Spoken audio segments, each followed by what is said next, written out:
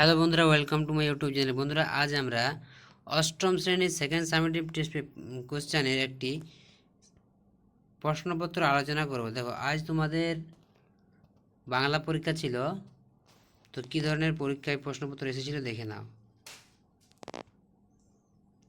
দেখো, সঠিক উত্তরটি নির্বাচন করে পূর্ণবাক্যে উত্তর দাও। এখানে দেওয়া আছে 1 × 8 = 8। কয় দাগের প্রশ্ন ছিল, মানুষ বড় কাঁদছে, কবিতায় কবি মানুষের পাশে যেভাবে দাঁড়াতে বলেছে, কিভাবে দাঁড়াতে বলেছে? শিশু হয়ে, পশু হয়ে, পাখি হয়ে, গরু হয়ে। কী হবে উত্তরগুলো দেখে নাও। কোশ্চেনটা কীরকম পড়েছিল। হালদার মশাই কার নায়েব ছিলেন? রমেশের, বেনির, রমার না গোপাল সরকারের? নেই কোথাও এক আঁচল সবুজের চিহ্ন, না ছাপ, না প্রতিশ্রুতি, না প্রলেপ? বৃক্ষ শিশু নিরাপদে নিদ্রা যায় কোথায়? গাছের কোঠরে, বীজের ভিতরে, মাটির গভীরে, না গাছের শেকড়ে?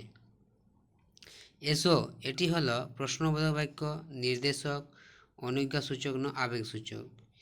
বিশেষণের বিশেষণ হলো সবুজ জামা, সবুজ, যেগুলোতে দাগ দেওয়া আছে সেগুলোর মধ্যে কোনটা হবে? তারপরে দেখো 6, কোনটি সমাপিকা ক্রিয়া? এসো, পড়ি, খেলে, গেলে, খেতে, না গেলে? এবার বুর্গিজে দেখো, সামীপ্যসূচক, নির্দেশক, সর্বনামের উদাহরণ হলো এ, ও, ওটা আর উনি।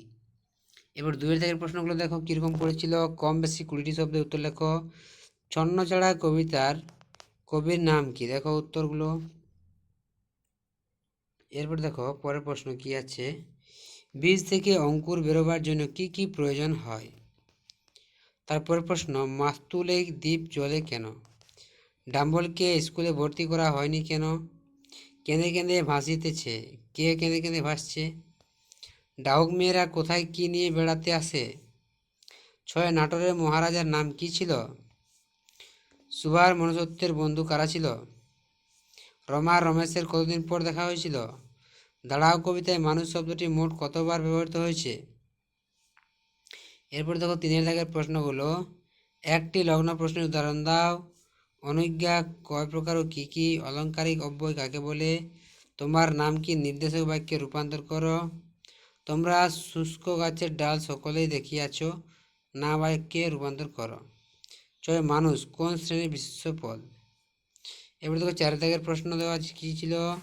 একটি ছোট্ট মেয়ের সঙ্গে দুর্গার বেশ আলাপ হইয়া উঠেছিল, মেয়েটির নাম কী ছিল? নীলপূজার দিন বিকেলে সন্ন্যাসীরা কি করে? এরপরে দেখো পরের পেজে, অমলা তাদের আলমারি খুলে অপুকে কি কি দেখিয়েছিল? সর্বদর্শন সংগ্রহ বইটিতে শূন্য মার্গে বিচরণ করার ক্ষমতা সম্পর্কে কি লেখা আছে? অপুর টিনের বাক্সটিতে কি কি বই ছিল?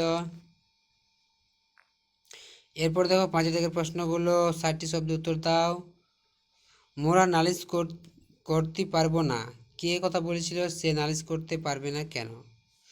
গাছের জীবন মানুষের ছায়া মাত্র, লেখকের এমন উক্তি অবতারণার কারণ বিশ্লেষণ করো। আমাদের তো জয় জয়কার, কী কারণে লেখক ও তার সঙ্গীদের জয় জয়কার হলো? এরপর দেখো 6 দাগের প্রশ্ন। কম বেশি 60টি শব্দের উত্তর দাও দুটি।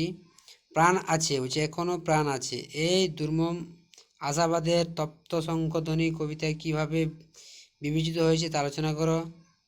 চিরকাল উত্তাল তাই রে, কে চিরকাল উত্তাল? কেন সে চিরকাল উত্তাল হয়ে রইল? কেঁদে কেঁদে ভাসিতেছে আকাশের তলে, কার কথায় বলা হয়েছে? কবি এমন মনে হওয়ার কারণ কি? 7 দাগের প্রশ্ন দেখো, কম বেশি 60টি শব্দ লেখো। অজয় কে?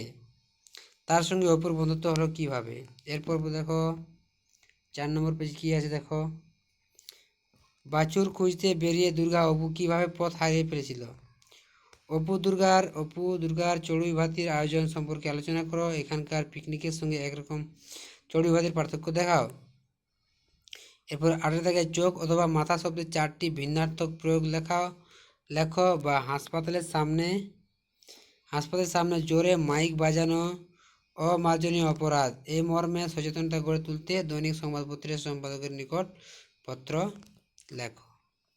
বন্ধুরা, এই ছিল অষ্টম শ্রেণীর সেকেন্ড ইউনিট টেস্টে বাংলা একটি কোশ্চেন।